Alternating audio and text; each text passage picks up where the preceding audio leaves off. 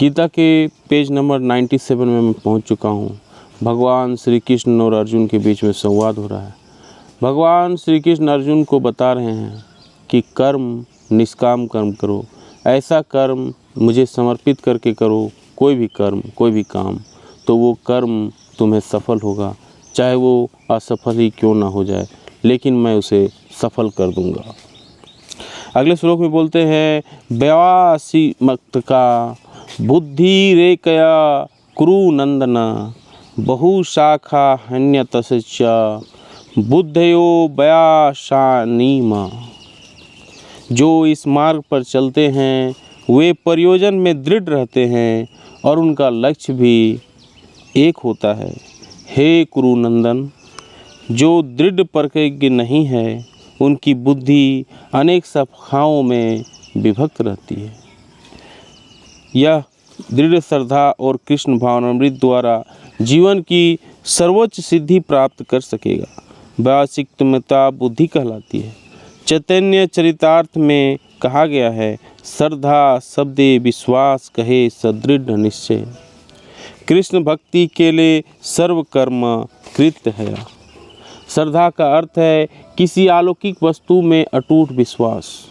किसी अलौकिक वस्तु यानी कृष्ण भगवान से उस पर अटूट विश्वास रखना है और भगवान जो कर रहे हैं वो सही कर रहे हैं।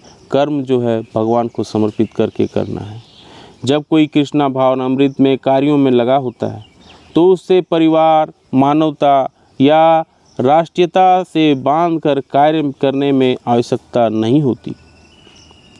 पूर्व में किए गए शुभ अशुभ कर्मों का फल ही उसे सकाम कर्म में लगाते हैं।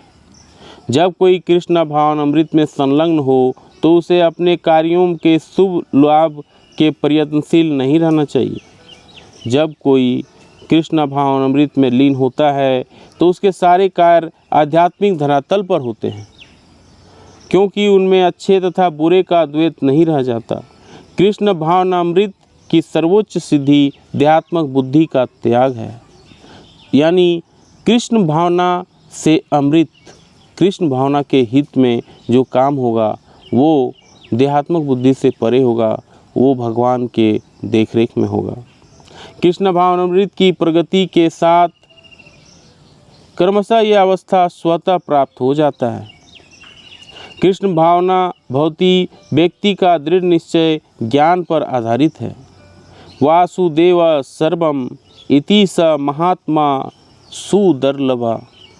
कृष्ण भावना भवती व्यक्ति अत्यंत दुर्लभ जीव है जो भली भांति जानता है कि वासुदेव या कृष्ण समस्त प्रकट कारणों का मूल कारण है। जिस प्रकार वृक्ष की जड़ें सिंचने पर स्वतः ही पत्तियां तथा टहनियाँ में जल पहुंच जाता है, उसी तरह कृष्ण भावना भावनित होने पर व्यक्ति प्रत्येक प्राणी की अर्थात अपनी परिवार की, समाज की, मानवता की सर्वोच्च सेवा कर सकता है। यदि मनुष्य के कर्मों से कृष्ण प्रसन्न हो जाए तो प्रत्येक व्यक्ति संतुष्ट होगा।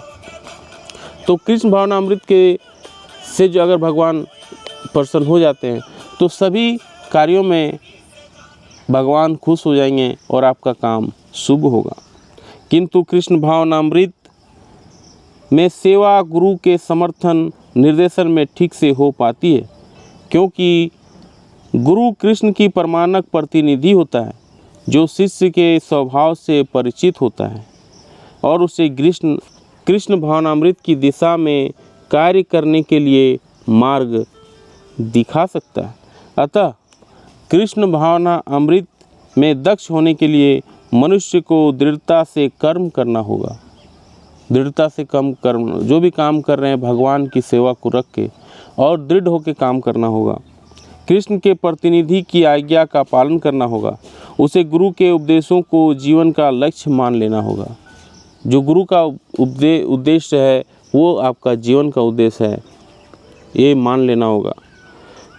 शील विश्वनाथ चक्रवर्ती ठाकुर ने गुरु के प्रसिद्ध प्रार्थना में उपदेश दिया है, यस्य प्रसाददा भगवतो प्रसादो यस्य प्रसाददा गति कुतोपति ध्यानवस्तु शिष्य यस्त्र श्रीधन्द वंदे गुरु श्री चरणवारंदम। गुरु की तुष्टि से भगवान भी प्रसन्न होते हैं। गुरु को प्रसन्न किए बिना कृष्ण भावनामृत के स्तर तक पहुंच पाने की संभावना नहीं रहती। अतः मुझे उसका चिंतन करना चाहिए और दिन में 3 बार उनकी कृपा की याचना करनी चाहिए और अपने गुरु का सादर नमस्कार करना चाहिए।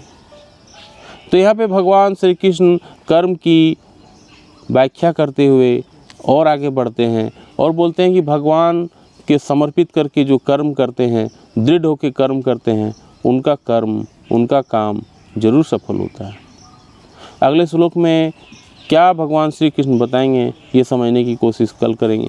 तब तक के लिए अगर वीडियो अच्छी लगी लाइक एंड शेयर जरूर करें। जय हिंद, वंदे मातरम।